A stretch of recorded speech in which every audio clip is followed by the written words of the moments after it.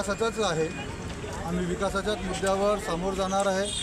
मागील 9 वर्षापासून भारतीय जनता पार्टीची सरकार होती, सत्ता होती।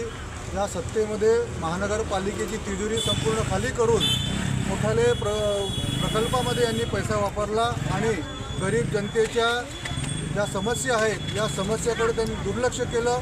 याचा जो विकास आहे तो विकासापासून वंचित ही जनता राहिली आहे आणि या वंचित जनतेंना न्याय देण्यासाठी त्यांचा विकास करण्यासाठी आम्ही चारही उमेदवार आपल्यासमोर जनतेसमोर जात आहेत। महिलांसाठी अंगणवाडी त्यांचा विकास, महिलांसाठी त्यांच्या समस्या, अंगणवाडी अजून काही नवीन त्यांच्यासाठी राबवण्यात येतील, जशी म्हाताऱ्या लोकांसाठी गार्डनची व्यवस्था, रोडची व्यवस्था, अजून विविध प्रकारच्या ज्या योजना आहेत त्या आम्ही पूर्ण करू।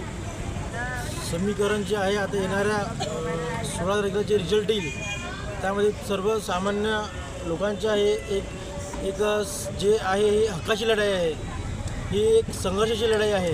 जे समीकरण जे आहे ते सर्वांना सामान्य जनतेला हे 16 तारखेला लक्षात येईल। 4 उमेदवार आहोत जे याच्या आधी जे शेवटी 2017 जे निवडणुका झाल्या, जे ते तिथले जे नगरसेवक होते भाजपचे, त्यांनी जे करून दाखवलं त्यापेक्षा पलीकडे आम्ही लोकांसाठी करणार आहोत। आम्ही विचार केलेला आहे की जे तुम्ही आतापर्यंत कुठे असं प्रभागामध्ये पाहिलं नसेल, आमचे सर्व एक असं एक पहिला पॉईंट असा आहे की आम्ही एक चालते फिरते कार्यालय, आम्ही एक असं गाडीमध्ये एक बॅनर वगैरे लावून चालते फिरते कार्यालय प्रत्येक व्यक्ती एक नगरसेवकापर्यंत येऊ शकत नाही, त्यामुळे आम्ही एक चालते फिरते कार्यालय आम्ही तयार करणार आहोत नागरिकांसाठी।